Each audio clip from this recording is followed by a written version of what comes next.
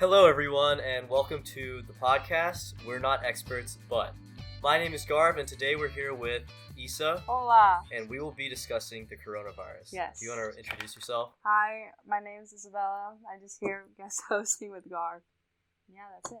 Cool. So our topic for today is the coronavirus, and it sure has been impacting us here in high school, and it's been impacting the whole world in a whole variety of ways. So what do you want to start off with? I would just like to start off with the laws that are being made right now because of it, especially since we live in Georgia. As you know, our state is the first one to open back up, and there has been so many memes, so much everything on the news because of what's going on in Georgia right now. Right. So yeah, what was some of the stuff you found? Governor Kemp is now extending public health emergency for all of Georgia. He said this is something just from an hour ago that I was reading, and just about a week ago maybe less than a week ago, he decided to open up. It was actually on Friday, the 24th, that he decided to open up.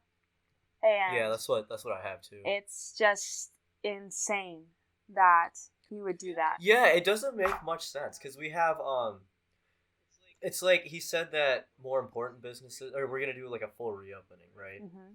And first of all, I want to preface this by saying that President Donald Trump has said that he strongly disagrees with Georgia Governor Brian Kemp's plan to reopen part of the state's economy, Mm-hmm. especially because what Brian Kemp is doing is he's opening beauty salons and like haircut establishments and Tattoo other establishments parlors. that would It's like places that would not completely spread the coronavirus. Exactly. It's like the places that you would least want to open up. That's what he did.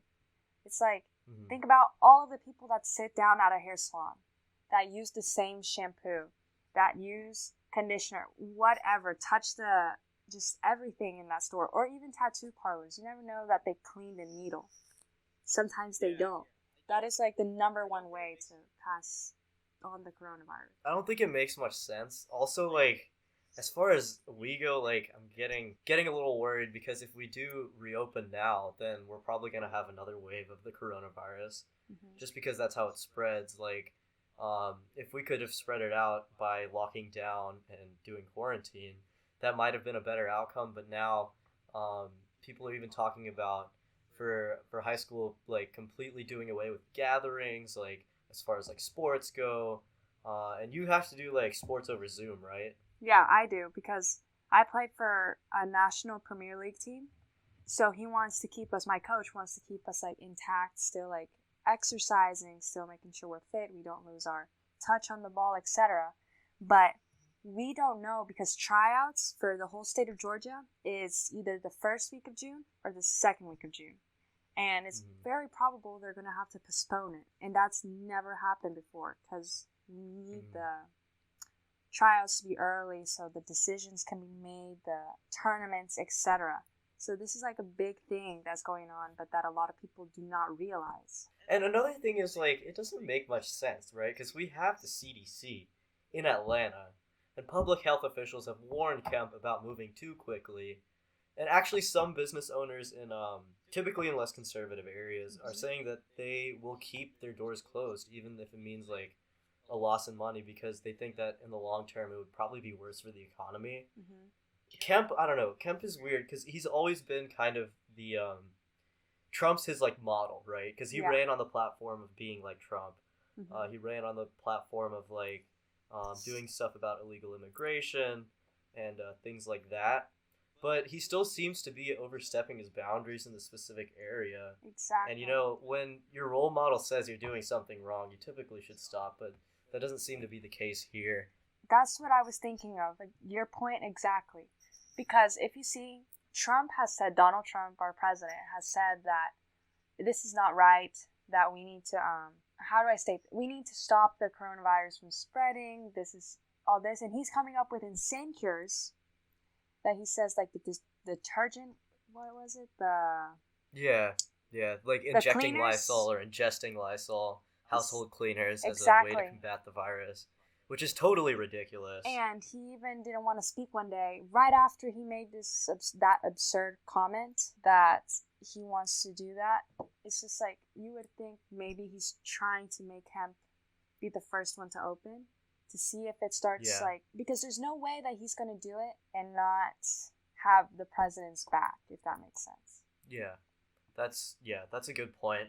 And I think that in general, I feel like whatever Trump says is not going in this specific situation. Like, one thing that he is doing is leaving a lot in the hands of state governors, which I think is a better solution than what he was proposing earlier of doing a phased reopening of the entire country. Because I get that different areas of the U.S. are in different situations. Mm-hmm. So I do think that was a good call, but I still think that some state governors like Brian Kemp are making pretty irrational decisions that could affect not only the future of like the economy, but also the future of like what our school is gonna look like, you know.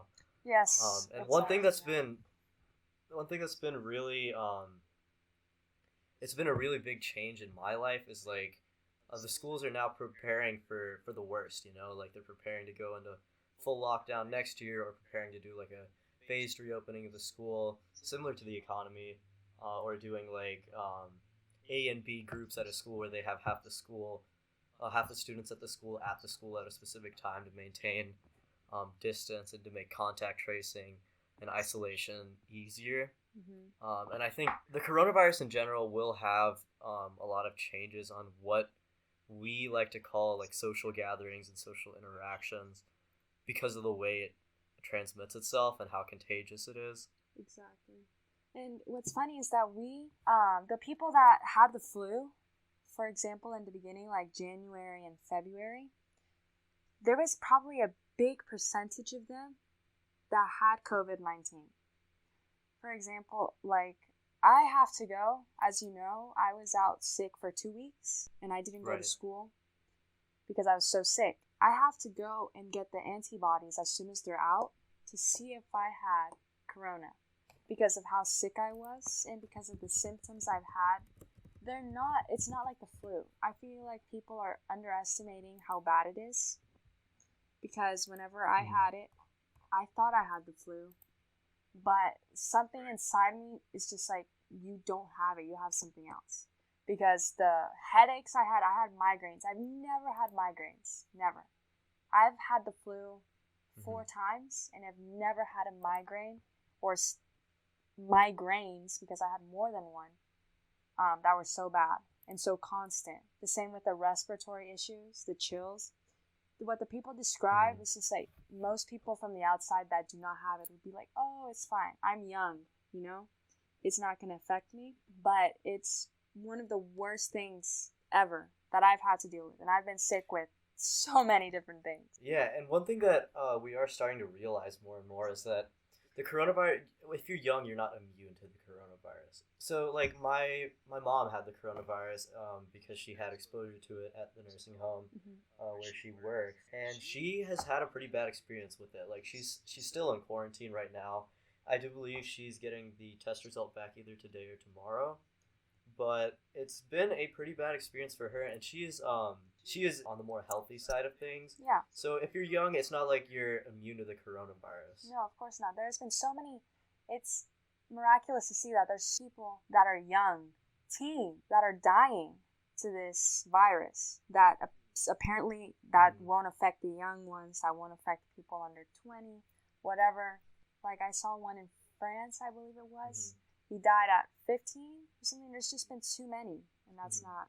And then also, like, you have the thing where people who are immunocompromised are more vulnerable to the coronavirus, like diabetics. Yeah. I have a good friend who's a diabetic, and he requested that for this episode I might talk about the effect of coronavirus on diabetes. And the fact is that if you have an immune system or just any system in your body that is functioning at less than quote-unquote the highest capacity that it can, you are more vulnerable to the coronavirus. Asthmatics are more vulnerable to the coronavirus. People with HIV and AIDS are crazy vulnerable to the coronavirus. People with existing respiratory illnesses.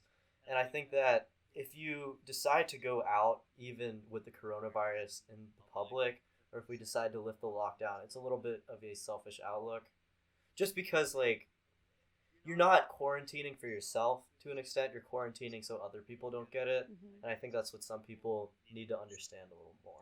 Exactly, because my mom is a doctor, as you know. Both of my parents are. Mm-hmm. But she has been seeing these people one on one.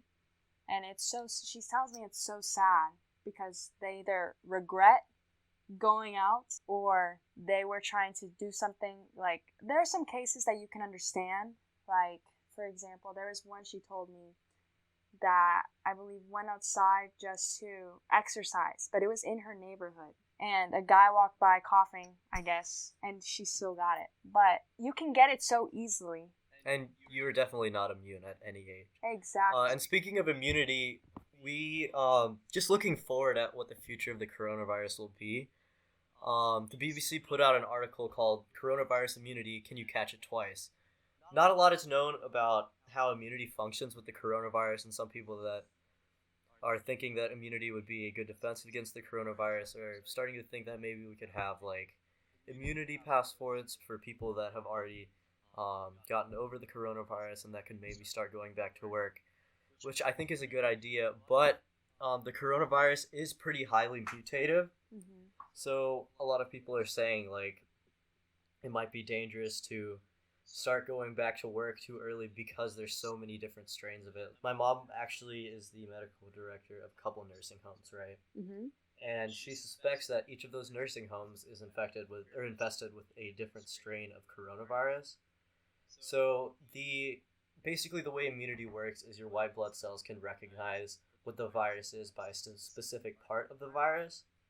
But the thing is, the virus is constantly changing because it is an RNA virus. Hmm. So RNA or ribonucleic acid, when the virus makes copies of itself, it has to copy its genetic material or the information it needs to function. So when it does that, it replicates very inaccurately, which can mean a lot of changes to the virus.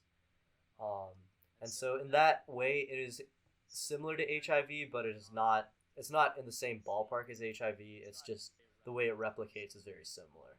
I saw that. I saw that they were saying, I saw a scientist, a guy that said that in Europe it's been a lot worse. The virus itself is a lot worse over there than it was in the United States. And also that there's like 8 different versions of it. So that it's already been mutating and we don't know if one vaccine will work for one, not the other, or if they don't work for all of them. It's because nobody knows how this works yet. So another thing with immunity that they've been doing research on is there's six coronaviruses that scientists are kind of taking cues from to understand how immunity works with the coronavirus. 4 of which produce the symptoms of the common cold, and if you've ever had the common cold, you know that it recurs very quickly. Immunity is very short lived, and you could be reinfected within a year. And then on the other hand, you have SARS and MERS, severe acute respiratory syndrome, and Middle Eastern respiratory syndrome, which were big quite a few years ago, as far as my life goes. But as far as SARS and MERS go, immunity can last 1 to 2 years or longer. And it is possible that second infections, if they do happen, would not be as severe. So scientists are kind of relying on the fact that immunity, like herd immunity, could be a possibility if the virus becomes widespread enough while we're in the quarantine. But it's not a set in stone fact that we have immunity to the virus after we're done with it, Mm-hmm. which is why we are currently developing a vaccine. We have a very big phenomenon, almost 30% according to a CNN poll, that people believe the coronavirus is made in a Chinese lab, and it is almost certain that it is not. This is something that we would like to discuss and assure that this is not a fact in any way. Um, it's Scientists have already said no pretty firmly, um, but as rumors spread and conspiracy theories spread, it's ever harder to combat misinformation. So we're gonna do a little bit of discussion on this.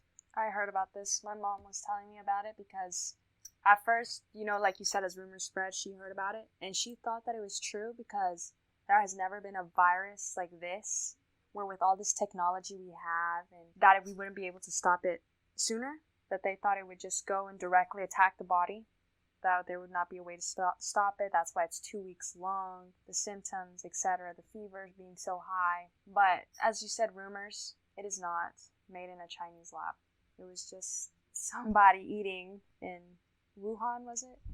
Yeah. I believe that's where it was. So according to immunologist Nigel McMillan from the Menzies Health Institute of Queensland, he's saying that if you were going to design the coronavirus in a lab, the sequence changes don't make sense because previous evidence would tell you that it would make the virus worse, and no system exists in the lab thus far to make a lot of the changes found.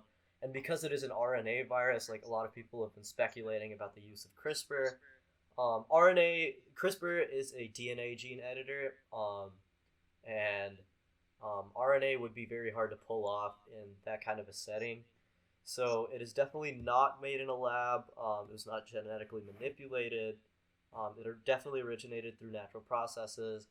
It bears almost complete similarity to a virus that we would find in a bat.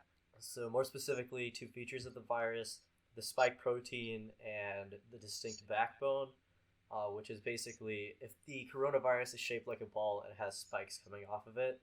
So the spike protein and the backbone of the virus completely rules out laboratory manipulation just because we don't have that kind of technology either widely available or at all. And a lot of people are saying, like there was a previous HIV doctor that was saying that the virus was made in a lab from France. But frankly, a lot of the scientific community has said this is not the same as HIV, and this virus is different from anything we've ever seen. But there is overwhelmingly enough evidence to debunk the theory that it was made in a lab. Mm-hmm. Yeah, it's insane that people would even think that at first. Because think about it, even logic, this is me not reading. Let's say I didn't read anything. Why would you, let's say it was made in a Chinese lab. Why would you put it on your people first? Mm-hmm. And so many people died there. And as you saw, but they're coming back now from the stats I saw. Yeah, and another thing is, there's a lot of speculation that, China is killing off their own people to just show that they have the might that they need. Like, look, if you're killing off your own people, you're kind of ruining your own might, right? And you're hurting your own economy. Exactly. So it's not like it's in China's best interest to let this virus loose on China and eventually the U.S. And so like the spread of coronavirus has been so unpredictable that it's really impossible that China did this on purpose and had a set plan for the spread of the coronavirus. And even thinking about it, let's say this goes on for a few more months. Everything is going to change. What I think a lot of people haven't even thought about is the economy, how bad it's going to be once everything gets back up again. There's going to be so many more people in debt. For example, with schools, they're not going to have the materials maybe. And even, let's say, for private schools, like they were saying earlier, that they're going to have to reduce prices or make sure that the students that have been going there can still keep going there despite the parents not getting the work that they were getting before. Right, yeah, that's a big problem. The coronavirus is making a lot of people, making a lot harder for them to have the necessary resources to go to school, and even attend remote school and things like that, There's only a couple, from the people in Georgia that I know that go to different schools, there's only a couple of them that have Zoom classes. Not all of them even have those, are lucky enough to have the technology to be able to still contact their teachers, still be learning screen to screen. But it's still, they're just having to kind of YOLO what they're doing.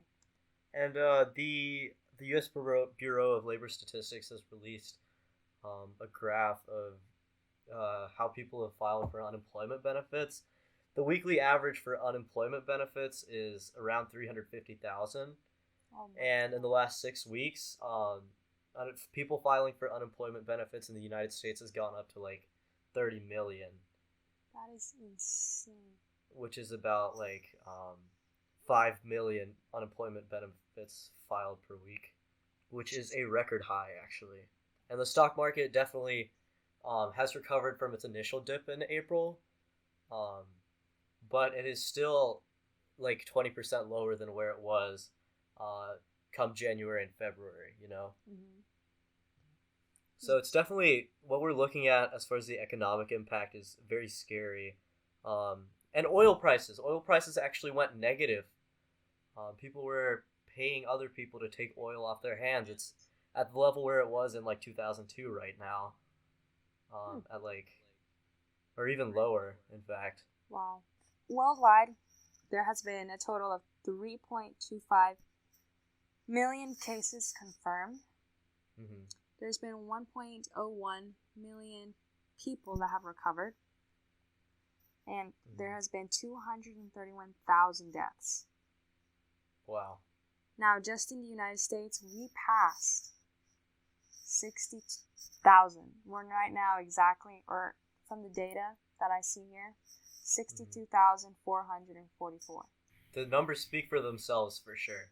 Exactly. And it's just like and you want to start opening, not you, but the government wants to start opening stuff up again. Like, what you're going to do is cause more damage. If there's more people that are dying, there's going to be less people to bring back the economy. Number one. And number two, if you want to help your people, why would you not want to help those instead of making them go to work? Like, okay, we're going to actually make a mandatory stay at home. You have to stay at home. It has to be, it's going to be a ghost town. Yeah, the economy's going to drop. But I would rather for everyone to be safe and then for things to go back to normal easier and quicker instead of having little people go and then more corona, etc., etc. Yeah, and I think that's one thing that people aren't necessarily understanding as much as they should, is that coronavirus, if we don't stay in lockdown, we will actually end up reopening later than if we tried to phase at the reopening of the economy now. And that is because the coronavirus spreads exponentially. So whenever a healthy person, whenever they come into contact with a sick person, the coronavirus does not spread immediately to them. Like, they don't immediately become sick. They can actually have a few days of dormancy of the virus, or if they're in very good shape, the virus won't manifest itself until maybe up to a week down the line. Mm-hmm. So that's why they're like carriers. There are some that are carriers that don't get it at all. They don't have the symptoms, but they can still pass it on to other people. So that's what makes this so complicated, because most people, if you get it, like for a different virus, if you get it and you know you have it because of the symptoms. But this one's so different because you can either be a carrier and pass it on to somebody without even knowing it, or, of course, you'd have the symptoms and know that you have it. You can think about it like if one person that has the virus comes into contact with 3 people, right? So what's going to happen to these three people is that they're going to get sick.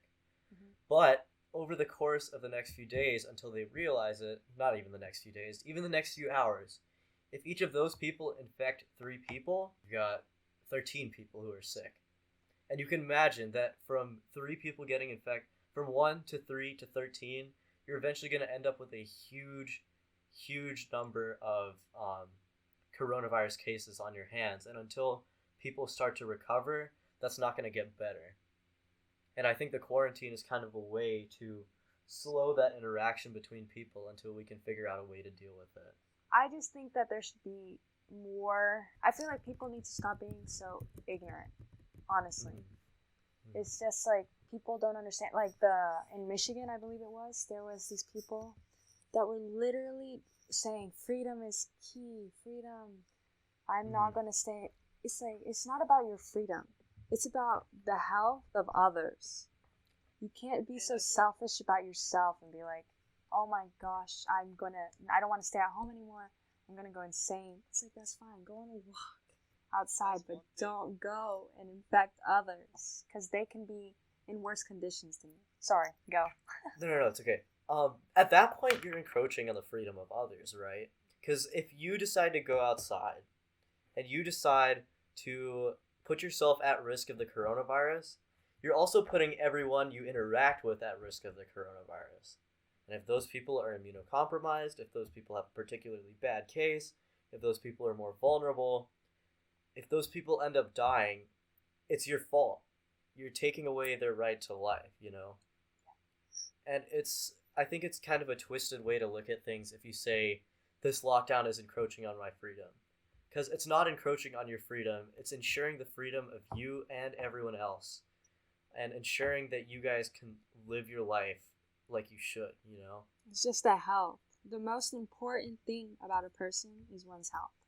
Mm-hmm. And if you go and you invade that, the one thing that should be the most important, it doesn't make any sense. Another thing that infuriates me a little bit is the analogies that people draw between the coronavirus and the flu, because they are not the same virus. No, not at all. You've got a much different case with the flu, because the flu will affect everyone, but it'll affect everyone relatively equally. Like it does have a bias towards elderly people. Like flu outbreaks in nursing homes are never good, but the coronavirus is particularly deadly towards the elderly. And in fact, the coronavirus has a death rate that's last I saw, I think it was 25 times that of the flu. Whereas 2.5% of everyone who has the coronavirus dies, whereas 0.1% of everyone who has the flu dies. Exactly. And another thing is that we have a vaccine for the flu. Mm-hmm. Like it or not, if you think it doesn't work or not, it doesn't matter. We have a vaccine. It has been scientifically proven. There's been people that have been tested and it works, etc. For the corona, there has not been one vaccine. There's been little things that people have been saying that works, but in reality, it hasn't been working. And so, like you said, those analogies, they also, it makes me angry, because it's like, they're two very different things.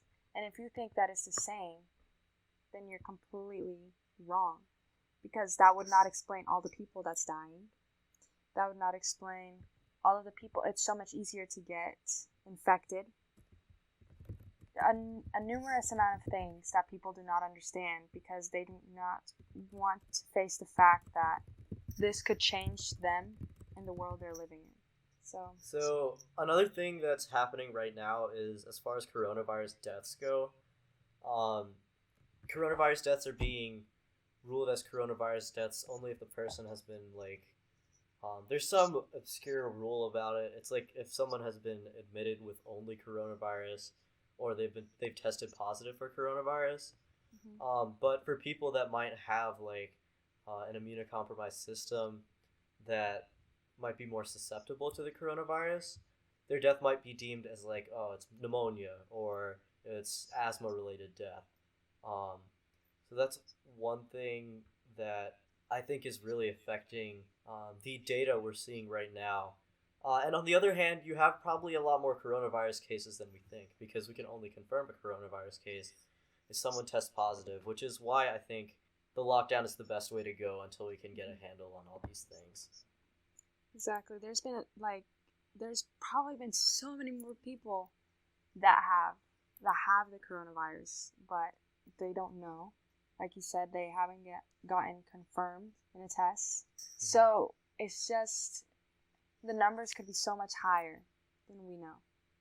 And we could blame it on something else. We could say this, we could say that, but you have to realize, we just need, like you said, a lockdown, but one that's more efficient to where it will work, because I'm looking at the numbers right now, and it's insane to see New York and all of those nurses. I don't know if you've seen the videos of them crying, because they're it's so hard to be able to want to help them, but you can't, because they don't have the right supplies. Right. Whether it is to protect themselves, so that way whenever they're with the patient, they can also help the patient without getting infected, or they don't have the right supplies to treat the patient. There's ventilators, something that they ventilators that they don't have enough of them for the patients. And you see, it's so sad, the truckloads of people that are dying, and there won't be funerals, because if you touch the dead body, you're gonna get COVID. another they were talking about the shortage of ventilators in Italy and what it's awful. It's a really terrible thing, but they're having to make the decision to supply ventilators to younger people who need them, just to maximize lifespans. You know, because while elderly people are deciding to give their ventilators, Hmm. or hospitals are deciding to give their ventilators to the younger community so that they will have because quite frankly they have a longer prognosis in general. A You higher know, chance of surviving right? too, because they're younger, so that means their immune system is also stronger. Mm-hmm. But also, what I wanted to say this, I don't know, our leaders, the ones that we are supposed to look up to, a nation as a whole, that we elected them, but they don't want to put their differences aside for something that is so catastrophic. They're putting politics before health. Exactly. And it's so sad. It's not right. So to move away from politics a little bit, I wanted to discuss how coronavirus testing works because right now that is a pretty hot topic as far as in the coronavirus forum. So testing is obviously a really big part of the pandemic response, and right now tests are having to be reserved for people that are either highly at risk or interacting with people that are highly at risk, not for I guess common people, because they're at less risk of the virus. So like healthcare professionals are prioritizing testing for older adults. So there's several ways to test for it. First, you got molecular tests. So what molecular tests do is they look for signs of an active infection, and they involve taking a sample from the back of a throat with a cotton swab. Mm-hmm. It's a somewhat uncomfortable process. They'll take a swab and just stick it in your nose until it reaches the back of the nose, and then swab it a little bit and then take it out. So it is an uncomfortable process, but it is important to go through, even if it might be a very squeamish process. Yeah. And then that sample was gonna go undergo what's called a polymerase chain reaction test, or a PCR test, and this detects signs of the virus's genetic material. And it can confirm a diagnosis of COVID-19 if it identifies two specific genes, but if it only identifies one gene, it's going to produce an inconclusive result, which is why it's a bit unreliable. And they can only help diagnose current cases. They can't tell whether someone's already had the infection and recovered. The second type is called a serological test, and these tests detect antibodies. And I believe these are what people are calling antibody tests, that people produce to fight the virus. So basically, when a virus enters your bloodstream, your body is going to create antibodies that are specifically for the virus as part of the immune response, as part of a way to remember the virus. So what the serological test does is it looks for the antibodies that someone uses to fight the virus, which will be present in anyone who has recovered from COVID-19. And they exist in blood and tissues throughout the body. So serological tests usually require blood samples. They're useful for detecting mild or no symptom coronavirus cases. And right now, the CDC is looking for people who have had COVID-19. So if you have had COVID-19 and you would be willing to maybe donate some blood, you could reach out. If you're in the Atlanta area or near a big CDC hub. But then, as far as practicality of test goes, um, public tests are conducted in public health laboratories, and you can contact your state health department, or if you know of a public health lab in your state or near your city, you can go ask them to either get tested or see if you can help out. And the prices can vary from $35 to $52 for people with Medicare. And these tests are restricted to people in dangers of serious illness. So if you are not vulnerable to the coronavirus, do not go get a test. It's more important for people who are more at risk of the virus, like people with severe symptoms, people with health conditions, pregnant women, and older adults. Home tests are something that have been approved, but it's not very widespread and not entirely accurate, as far as I know. Like the PCR test can produce false negatives, which is dangerous because then you might think that you don't have the virus, but you actually do. So make sure you're doing adequate research if you're going to get tested or if you want to do a home test. But that is the science of testing and the practicality of testing. You have anything you want to add? No, I think you said it well. I think one thing that will help out a lot with the responses once we get these antibody tests going and we can identify people with the antibodies, we can do more research on the structure of COVID 19, more research on how our body reacts to it, and I think pandemic response will be all the more proved after we get those tests going. Um, so, as far as we go, because we are high school students, I think we should take a second to discuss how the coronavirus has affected us and how the coronavirus has affected students, because I think that's the big issue that people are dealing with. So, do you want to go ahead and start us off? Sure. So I not only the academic wise, but also what I do after school.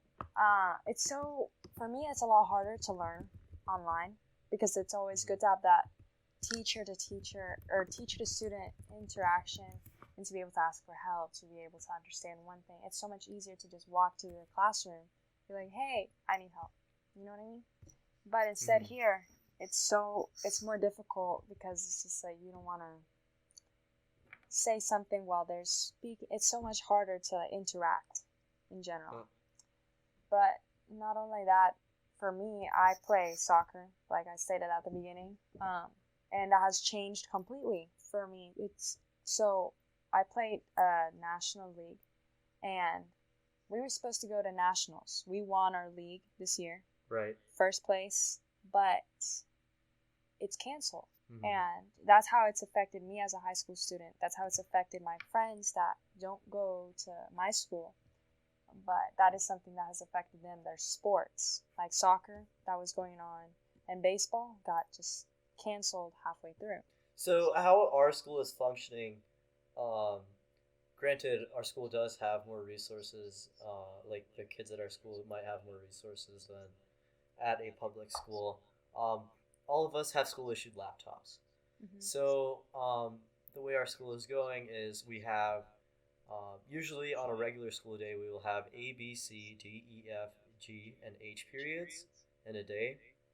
So right now what we are doing is instead of having 45-minute periods every day of all 8 classes, we are having 1 hour periods of half the day. So we're doing A, B, C, D one day, and then E, F, G, H another day.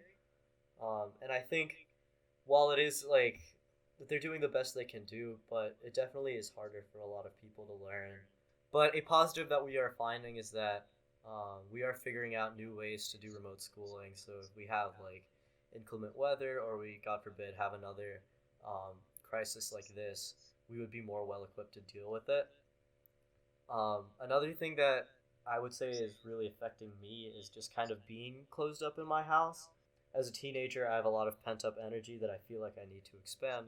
So it's forcing me to go outside, but it's definitely not the same as, having a team to interact with, having my classmates to interact with, and it definitely is harder being somewhat starved of that social interaction and restricted to interacting with people exclusively on the computer. And that's the main reason it's affecting my life. It's because we're so used to something different, because I know you're very busy with all the after school stuff you do. Now that we're cooped up at home, we're so used to doing different things that we have to put our energy in something else. On a more positive note, like I started this podcast because not necessarily I was bored, but it had been something on my bucket list, and it had been something that I had wanted to do for a long time, is just discuss current issues, and the coronavirus kind of gave me an outlet to do that, just because I did end up having a lot more free time after school. But the fact of the matter is the coronavirus has not been good for education, especially those who might not be as fortunate as us two are, who might not have the resources, whose school might not have the resources to deal with the virus, So if you do happen to either live with a doctor or happen to see a doctor somewhere, hopefully you're not outside, but make sure to thank them for what they do. They are on the front lines of the virus, and they deserve some sort of commendation. So make sure you thank them. They're doing all they can to combat the virus for you. They're the veterans of the ongoing battle we have with the virus. So I think we can wrap it up there. I hope you guys enjoyed. We're not experts, but this was produced by me. My name's Garv. Special thanks to Claire for help with the idea, and special thanks to Isa for being here with me today. And we'll see you next time.